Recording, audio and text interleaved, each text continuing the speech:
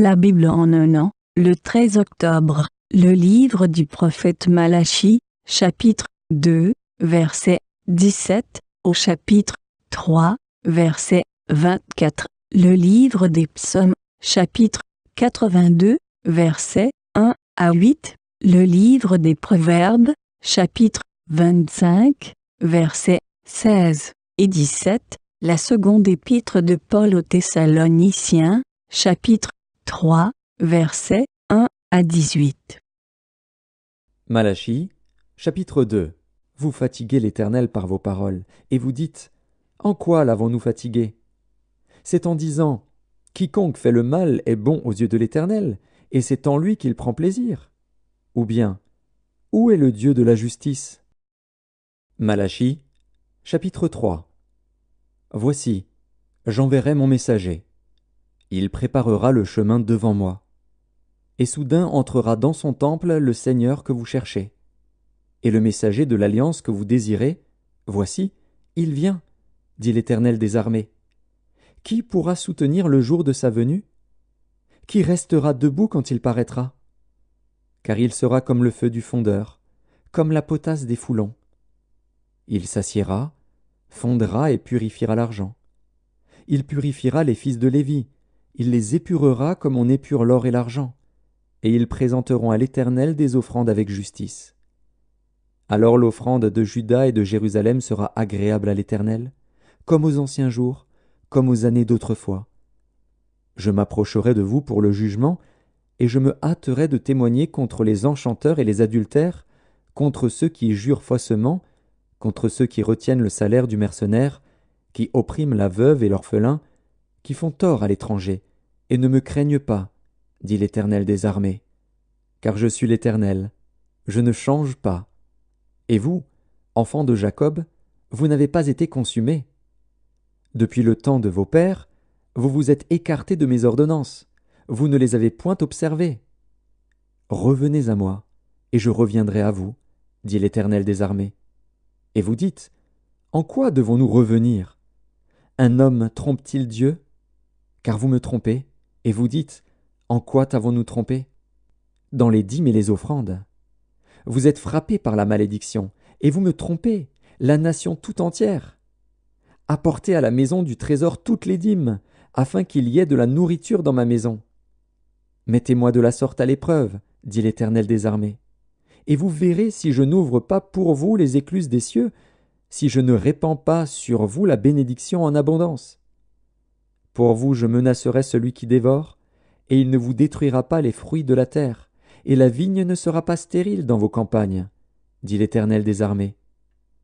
Toutes les nations vous diront heureux, car vous serez un pays de délices, dit l'Éternel des armées. Vos paroles sont rudes contre moi, dit l'Éternel. Et vous dites, qu'avons-nous dit contre toi? Vous avez dit, c'est en vain que l'on sert Dieu. Qu'avons-nous gagné à observer ses préceptes et à marcher avec tristesse à cause de l'Éternel des armées? Maintenant nous estimons heureux les hautains, oui, les méchants prospèrent, oui, ils tentent Dieu et ils échappent. Alors ceux qui craignent l'Éternel se parlèrent l'un à l'autre. L'Éternel fut attentif, et il écouta. Et un livre de souvenirs fut écrit devant lui pour ceux qui craignent l'Éternel et qui honorent son nom. Ils seront à moi, dit l'Éternel des armées. Ils m'appartiendront au jour que je prépare. J'aurai compassion d'eux, comme un homme a compassion de son fils qui le sert. Et vous verrez de nouveau la différence entre le juste et le méchant, entre celui qui sert Dieu et celui qui ne le sert pas. Malachie, chapitre 4. Car voici, le jour vient, ardent comme une fournaise. Tous les hautains et tous les méchants seront comme du chaume. Le jour qui vient les embrasera, dit l'Éternel des armées. Il ne leur laissera ni racine ni rameaux. Mais pour vous qui craignez mon nom, se lèvera le soleil de la justice, et la guérison sera sous ses ailes. Vous sortirez, et vous sauterez comme les veaux d'une étable, et vous foulerez les méchants, car ils seront comme de la cendre sous la plante de vos pieds au jour que je prépare, dit l'Éternel des armées. Souvenez-vous de la loi de Moïse, mon serviteur, auquel j'ai prescrit en Horeb, pour tout Israël, des préceptes et des ordonnances. Voici, je vous enverrai Élie, le prophète, avant que le jour de l'Éternel arrive, ce jour grand et redoutable.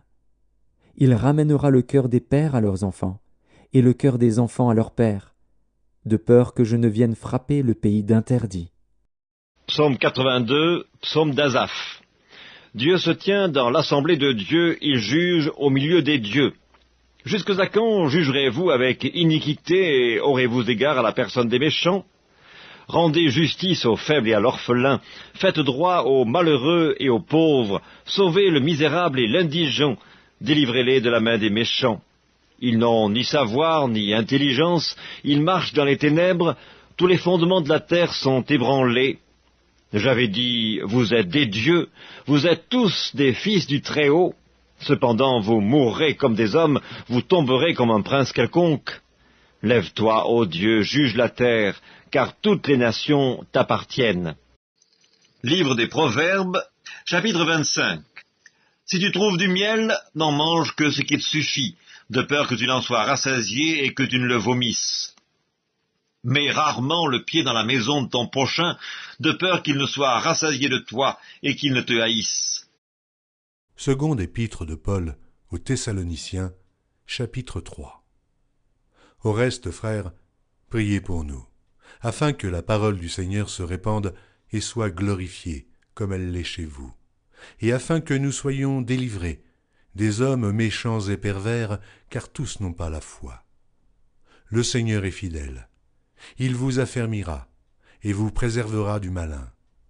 Nous avons à votre égard cette confiance dans le Seigneur, que vous faites et que vous ferez les choses que nous recommandons. Que le Seigneur dirige vos cœurs vers l'amour de Dieu et vers la patience de Christ.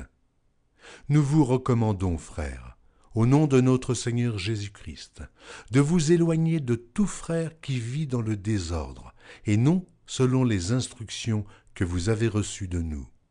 Vous savez vous-même comment il faut nous imiter, car nous n'avons pas vécu parmi vous dans le désordre. Nous n'avons mangé gratuitement le pain de personne, mais dans le travail et dans la peine. Nous avons été nuit et jour à l'œuvre pour n'être à charge à aucun de vous. Ce n'est pas que nous n'en eussions le droit, mais nous avons voulu vous donner en nous-mêmes un modèle à imiter. Car lorsque nous étions chez vous, nous vous disions expressément, si quelqu'un ne veut pas travailler, qu'il ne mange pas non plus. Nous apprenons cependant qu'il y en a parmi vous quelques-uns qui vivent dans le désordre, qui ne travaillent pas, mais qui s'occupent de futilités. Nous invitons ces gens-là et nous les exhortons par le Seigneur Jésus-Christ à manger leur propre pain en travaillant paisiblement. Pour vous, frères, ne vous lassez pas de faire le bien. Et si quelqu'un n'obéit pas à ce que nous disons par cette lettre, notez-le, et n'ayez point de communication avec lui, afin qu'il éprouve de la honte. Ne le regardez pas comme un ennemi, mais avertissez-le comme un frère. Que le Seigneur de la paix vous donne lui-même la paix en tout temps, de toute manière. Que le Seigneur soit avec vous tous. Je vous salue, moi, Paul, de ma propre main. C'est là ma signature dans toutes mes lettres, c'est ainsi que j'écris. Que la grâce de notre Seigneur Jésus-Christ soit avec vous tous.